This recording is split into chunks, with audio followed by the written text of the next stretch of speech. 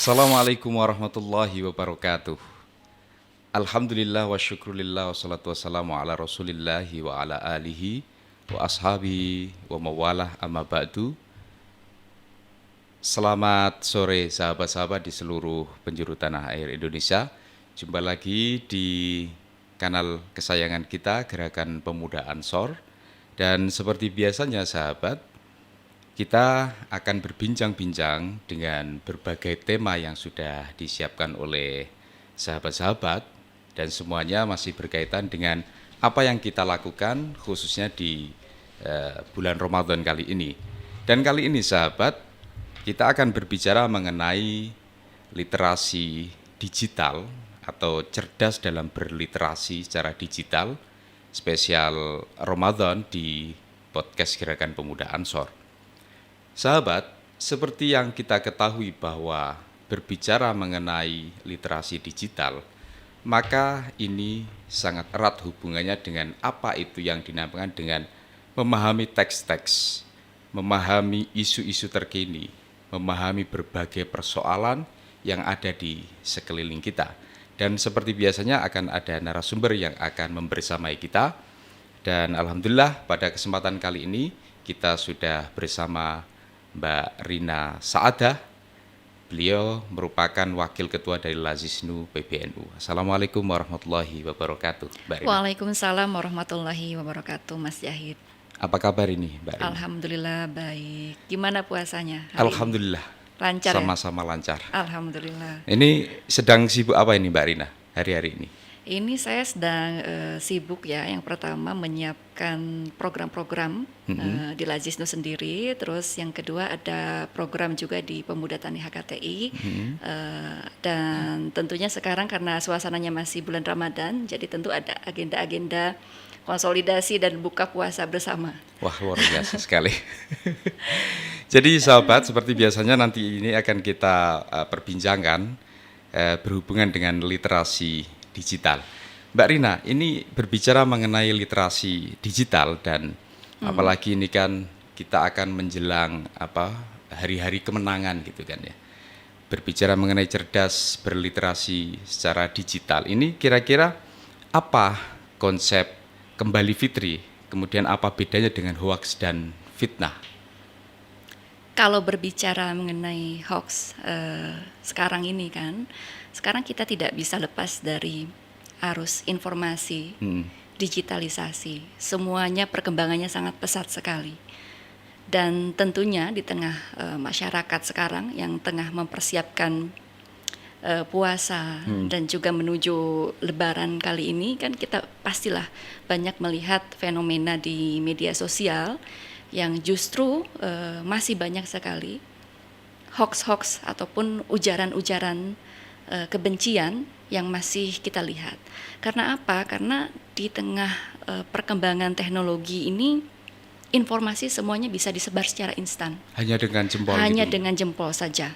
Kalau dulu kan kita ingin ingin menyebarkan berita ataupun kita ingin mempersuasi orang lain, itu effortnya sangat besar. Sekarang hanya dengan sekali upload atau bahkan petikan-petikan video yang tidak secara full, itu bisa sangat mempengaruhi emosional masyarakat kita. Artinya ini juga berkembang secara luas ya, tidak Sangat terbatas luas. oleh berbagai kalangan gitu ya. Sangat luas, dari mulai kota sampai pedesaan, dari mulai anak kecil sampai dewasa, itu semua pegang HP. Dan mereka bisa dengan secara bebas mengakses informasi. Nah, informasi ini tanpa bisa disaring mana yang sebetulnya benar, mana yang sebetulnya hoax. Dan hoax ini kan nantinya dapat memicu hal-hal yang kontraproduktif, tidak diinginkan. Misalnya memicu kebencian, memicu perpecahan, memicu pertikaian di tengah masyarakat kita sekarang ini. Nah, ini yang berbahaya sekali. Dan sekarang ini kan masyarakat kita di tengah budaya yang serba instan, ingin cepat pintar, ingin cepat kaya, gitu kan, ingin cepat terkenal, semuanya serba instan. gitu.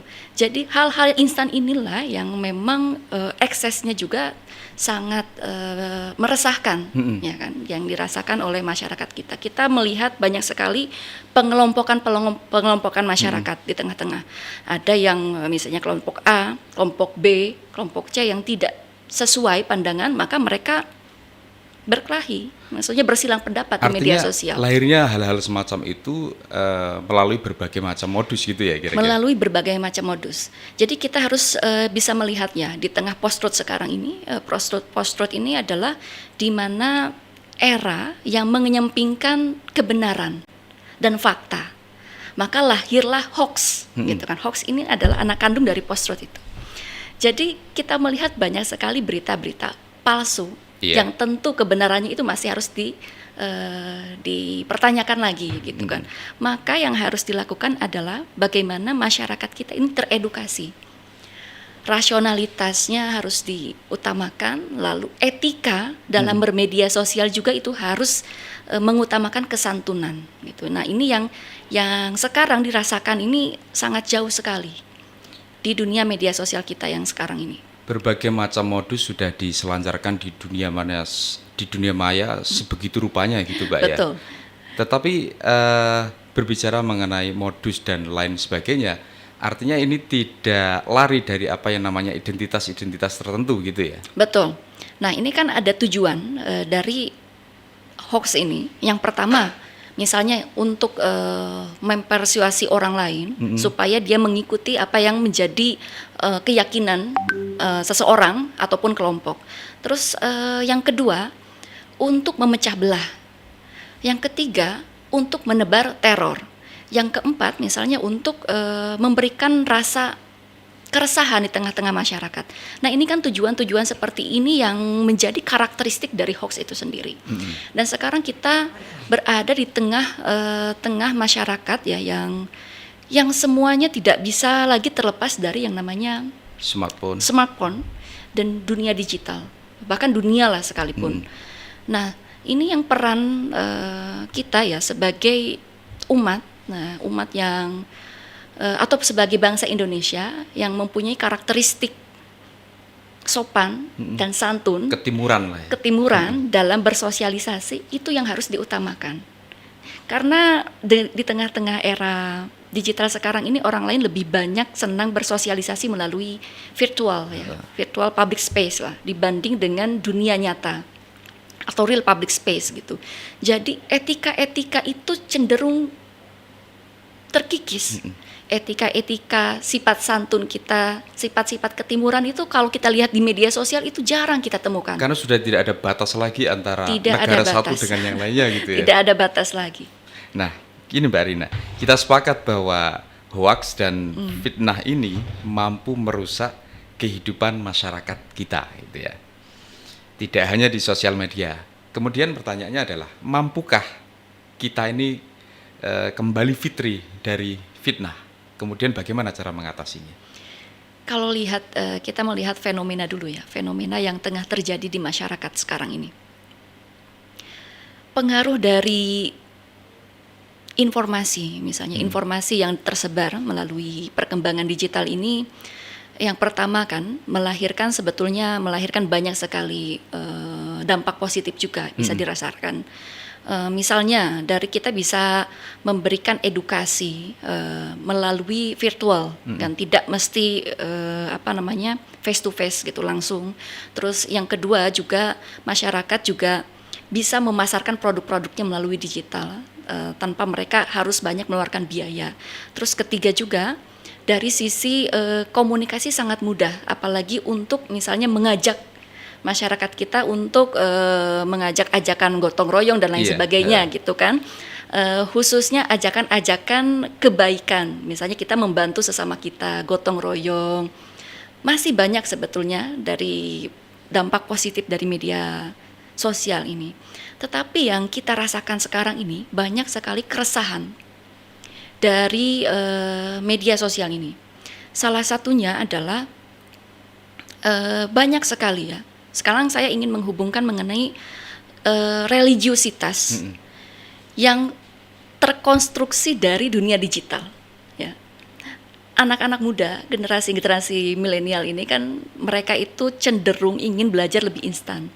Nah, mereka itu banyak sekali belajar misalnya mengenai agama ataupun mengenai ajaran-ajaran agama lah melalui media sosial, ideologi melalui media sosial tanpa mereka tahu sumbernya dari mana gitu. Secara internal, narasumber-narasumber yang menjadi rujukan di media sosial ini kita tidak bisa memberikan penilaian apakah ia mempunyai kompetensi di bidangnya ataupun enggak, tetapi itu dikutip menjadi sebuah sumber, ya, menjadi satu pemahaman. Nah, akhirnya dari anak-anak muda ini disebarkanlah kembali pemahaman-pemahaman yang mereka pelajari melalui digital, ya kan, dan tentu hal-hal seperti ini kan yang membuat satu kebenaran ya, itu tidak bisa terkonfirmasi gitu. Jadi memang masyarakat juga di sini menjadi susah sebetulnya ya. Tidak bisa mereka juga mengkonfirmasi apakah sumber yang mereka terima itu baik, ya kan? Apakah sumber yang mereka terima itu cukup kompeten gitu. Sehingga menjadi satu berita yang mereka yakini kebenarannya gitu. Ini secara tidak langsung Mbak Rina mengatakan bahwa bicara mengenai fitnah itu di media sosial memang sangat tidak bisa dilepaskan gitu Mbak ya? Sangat tidak bisa dilepaskan karena siapapun bisa mengakses, siapapun bisa menginput informasi-informasi itu tanpa terkecuali ya. Dan ini menjadi PR kita ya, terutama ini harus ada kerjasama dari berbagai lintas, misalnya organisasi masyarakat, lembaga pemerintahan, untuk supaya bagaimana kita meliterasi masyarakat supaya cerdas dalam bermedsos. Misalnya pertama mengutamakan rasionalitas, yang kedua mengutamakan kegunaan dari informasi tersebut, yang ketiga mengutamakan kesantunan.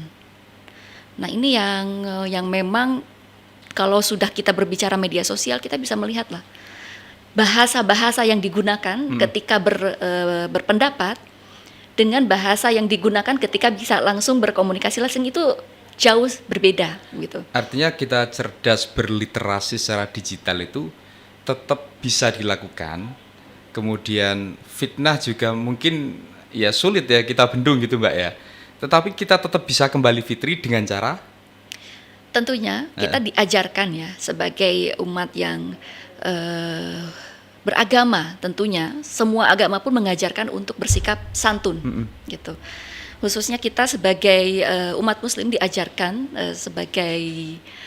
diajarkan untuk bersikap santun, pemaaf gitu kan, dan mengutamakan musyawarah. Nah, ini yang tidak terjadi di dunia media sosial. Nah, tentunya solusi-solusi seperti ini yang harus diutamakan, apalagi di generasi-generasi muda yang ada saat ini gitu kan, yang ingin serba instan itu. Iya. Gitu. Jadi memang solusinya salah satunya yang pertama tadi itu mengutamakan rasionalitas kita. Melihat berita itu tidak hanya sekilas, tidak hanya melihat berita sepotong-sepotong saja. Misalnya kan banyak bertebaran tuh di TikTok. Iya. Berita-berita yang tidak utuh, sepotong-sepotong, bisa dikonsumsi, langsung di-share gitu kan.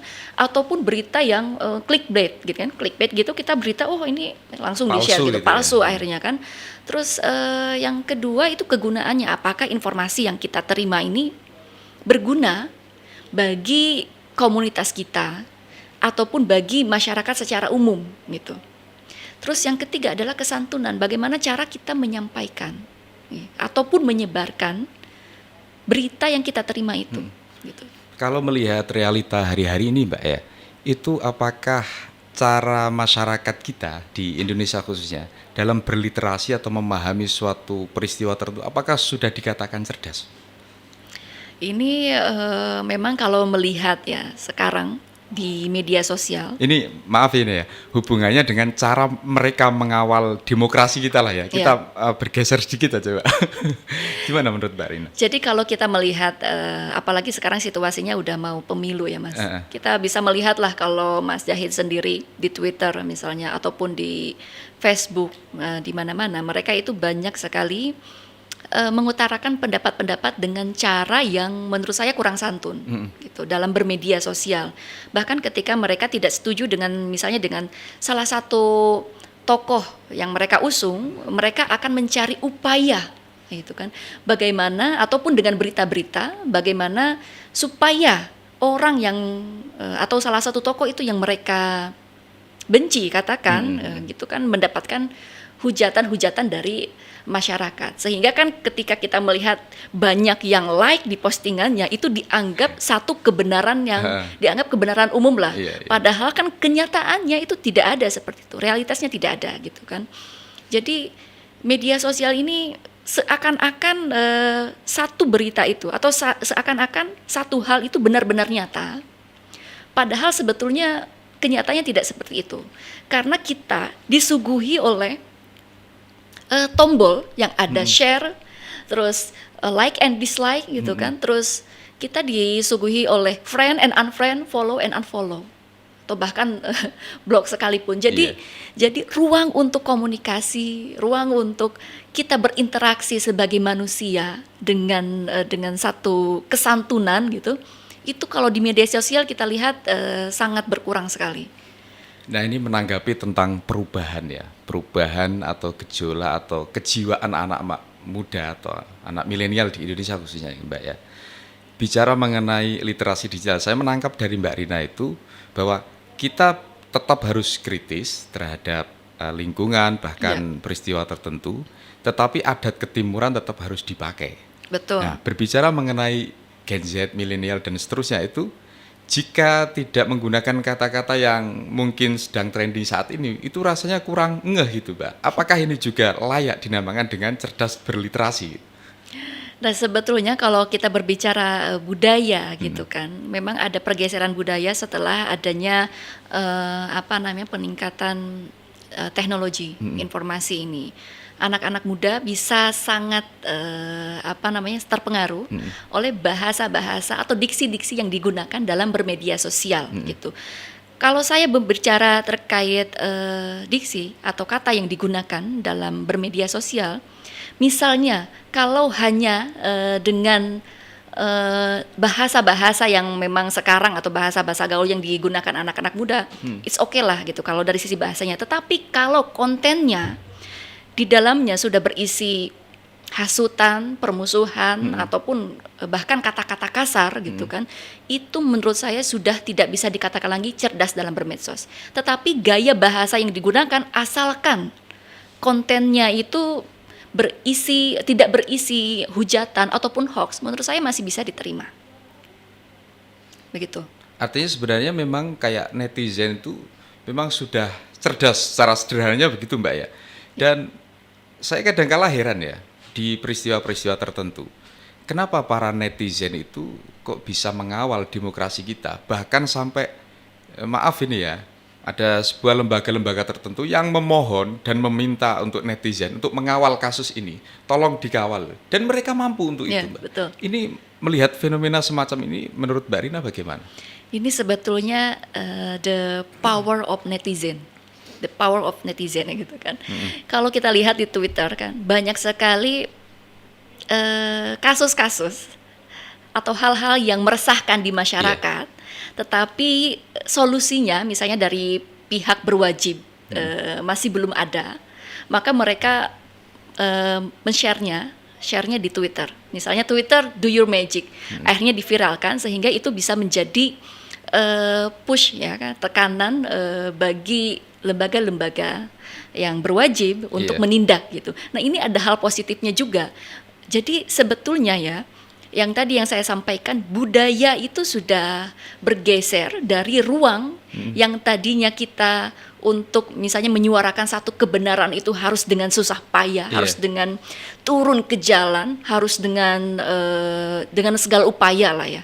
Sekarang dengan media sosial kita bisa meraih jutaan orang, bahkan untuk berkumpul melakukan satu petisi lah katakanlah petisi untuk mendorong salah satu poin penting yang dirasakan oleh masyarakat misalnya. Nah itu yang menjadi yang menjadi kejadian sekarang ini yang menjadi apa ya, titik tolak lah, Tidak bisa dihindari gitu tidak ya. bisa dihindari ya. Dan ini sedikit saja masih menyambung yang kita bicarakan ini Mbak Rina. Tentang apakah masih relevan persoalan kayak model kritik-kritik di depan sebuah lembaga tertentu dengan cara bergerombol macam-macam, dengan gaya berliterasi secara digital, itu menurut Mbak Rina masih sama-sama relevan atau bagaimana Saya kira ya masing-masing mempunyai tempat ya. Misalnya kita dilihat di virtual public space, di mana banyak sekali kita melihat satu perbedaan pendapat, pandangan, ataupun hal-hal yang ingin diungkapkan. Dan ini menjadi poin penting juga ketika kita ingin menyampaikan pendapat gitu. Di tengah-tengah kondisi sekarang ini, saya rasa ya, melihat fenomena masyarakat yang semakin banyak berinteraksi melalui media sosial, maka pandangan-pandangan seperti itu mereka lakukan lebih efektif. Ya, mereka lakukan melalui media sosial. Tetapi ada juga sebagian yang masih ingin langsung turun ke jalan dalam menyampaikan aspirasinya. Itu kan pilihan sebetulnya. Iya. Yang paling nyata tentang kejadian-kejadian yang ada di dunia maya itu Mbak, tentang fitnah maupun hoax, itu bentuk kejadian nyatanya bagaimana Mbak? Kalau kita melihat ya di kondisi sekarang ini, di post-truth ini, di era post-truth ini, masyarakat kita ini cenderung ya, bahkan misalnya di kalangan anak-anak muda, bahkan di kalangan ibu-ibu gitu, cara menyebarkan hoax itu dengan kalimat-kalimat yang tendensius, yang menyulut gitu, sehingga orang-orang yang memang tidak mempunyai pendidikan ataupun rasionalitas terhadap satu berita, mereka akan dengan mudah menyulut. Apalagi kalau isi beritanya sangat emosional, menggugah emosi gitu, sehingga akan mudah tersulut, menyebarkan dan ikut membenci gitu. Nah, ini bahayanya dari hoax itu. Gitu. Tanpa klarifikasi gitu, karena siapapun kan bisa menyebar berita-berita gitu. Kalau beberapa tahun yang lalu kayaknya iya Mbak, tapi untuk ke depan ini ya, khususnya nanti apalagi maaf ini Mbak ya, menjelang pemilu 2024 katakanlah, apakah masyarakat kita masih ada seperti itu atau ada pengurangan? Kalau dilihat di gaya bermedia sosial sekarang, misalnya di Twitter, saya rasa masyarakat kita sudah lumayan berinteraksi secara rasional dalam hal mengemukakan pendapat di media sosial. Berbeda yang kita rasakan waktu pemilu sebelumnya, itu sangat kerasa sekali perpecahannya, ya kan? Masyarakat kita terkotak-kotak. Kalau sekarang saya lihat masyarakat cenderung sportif lah dalam mengemukakan pendapat. Dan tentu ini merupakan effort dari kerjasama berbagai lembaga juga dalam memberikan literasi terhadap masyarakat.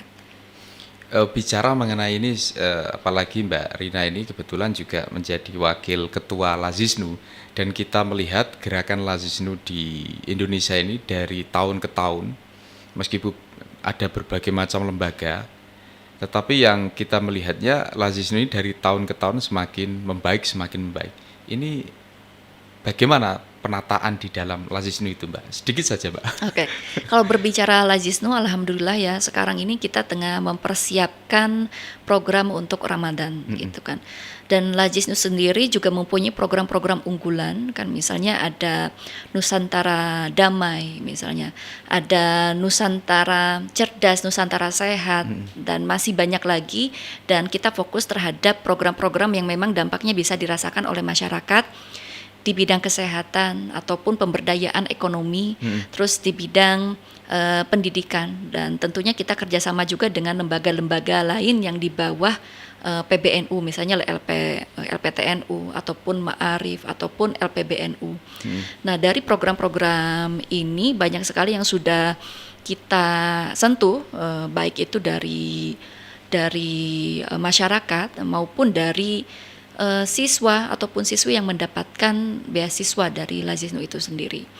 Dan dari sini kita melihat ya bahwa PR kita ke depan dari Lazisnu adalah bagaimana kita bisa mengkonsolidasi baik dari Lazisnu pusat sampai Lazisnu daerah, sehingga baik itu program kita maupun pengumpulannya bisa lebih maksimal. Dan ini integrasi ini bisa dilakukan dengan adanya transformasi ke arah digital. Nah, digitalisasi ini perlu karena apa? Karena dengan adanya digitalisasi kita bisa dengan mudah dalam hal fundraising ataupun pendistribusian ya. Dan kita juga bisa lebih transparan karena masyarakat bisa melihat sumber dananya dari mana dan juga distribusinya kemana gitu, sehingga tidak ada lagi keraguan dalam hal untuk menyalurkan zakatnya, infaknya ataupun sedekahnya gitu, karena sudah jelas gitu kan, kita lembaga yang mempunyai 10 juta relawan tersebar di seluruh Indonesia dan juga di luar negeri. Nah, ini programnya juga sudah berjalan secara maksimal dan kita juga sudah mulai transformasi ke arah digital.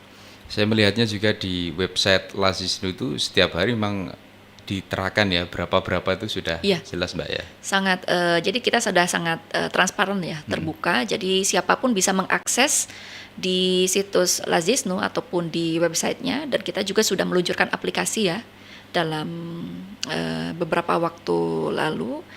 Dan tentunya itu bisa memudahkan masyarakat kita untuk menyalurkan zakatnya atau infaknya atau sedekahnya gitu melalui aplikasi itu.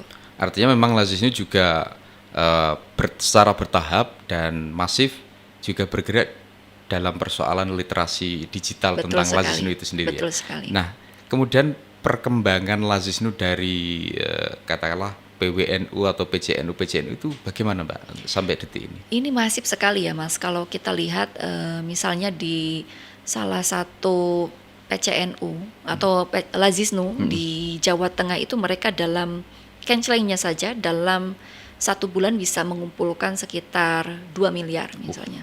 Nah, ini apabila bisa diaplikasikan oleh Lazisnu yang lain gitu, maka sangat besar sekali apa yang menjadi kontribusi dari fundraising dari teman-teman Lazisnu di daerah. Artinya kemandirian itu juga bisa tercipta lewat sini? Kemandirian bisa sangat tercipta di daerah. Karena apa? Karena kita ada program pemberdayaan untuk masyarakat. Kan tujuan dari misalnya zakat gitu kan, untuk salah satunya untuk mensejahterakan juga. Terus yang kedua untuk kemandirian umat. Terus yang ketiga juga untuk mengangkat harkat dan sosial masyarakat yang ada di tengah-tengah gitu. Apakah memang Lazisnu ini memiliki katakanlah panduan tertentu untuk membuat Lazisnu katakanlah di salah satu PCNU itu menjadi role model yang kemudian nanti bisa menular ke PC-PC yang lainnya atau bagaimana Mbak? Kita mempunyai ini ya slogan atau pegangan Lazisnu itu modern gitu kan. Modern yang tadi ya kita sudah mulai transformasi ke arah digital, dan ini juga bisa langsung diaplikasikan oleh Lazisnu yang ada di daerah. Terus yang kedua accountable, karena kita juga selain diaudit oleh internal audit, kita juga menggandeng KAP, kantor akuntan publik, untuk mengaudit Lazisnu sehingga bisa disebut accountable gitu kan.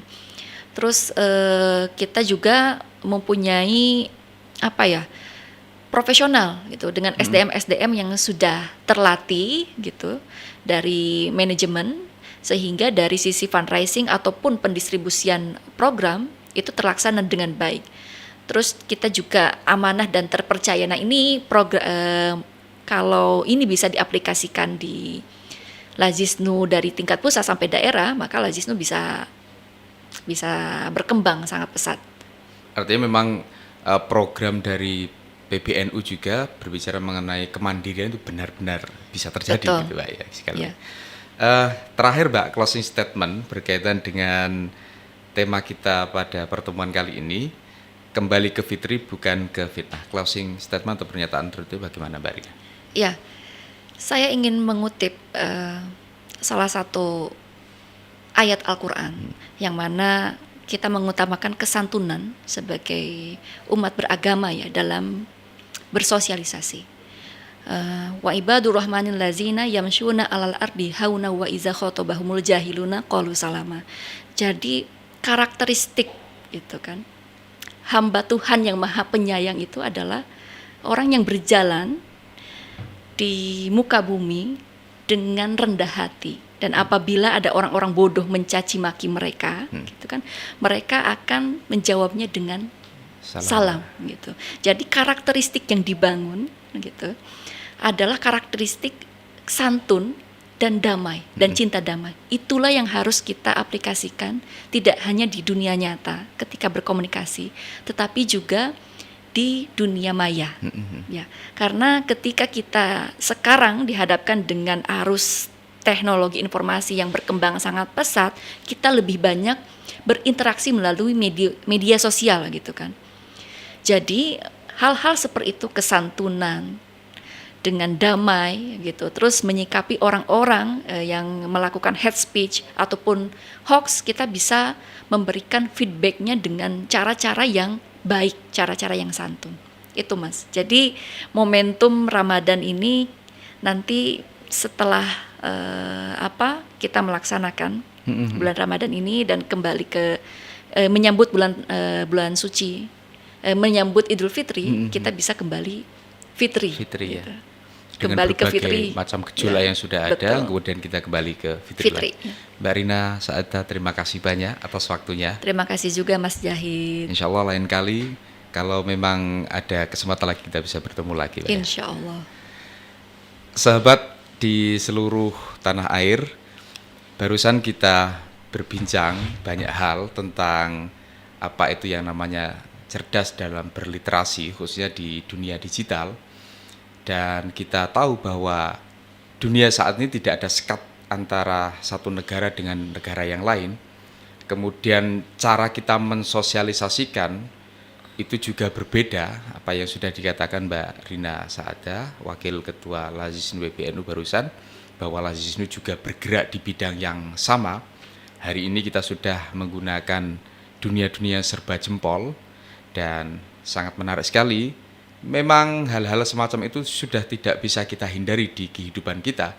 Tetapi jika ada orang yang mengatakan ABC yang buruk-buruk, ya katakan sajalah qalu salama atau kita damai saja. Demikian yang bisa kita sampaikan pada pertemuan kali ini, semoga bermanfaat. Mohon maaf yang sebesar-besarnya. Wallahul muwaffiq ila aqwamit thoriq. Assalamualaikum warahmatullahi wabarakatuh. Waalaikumsalam warahmatullahi wabarakatuh.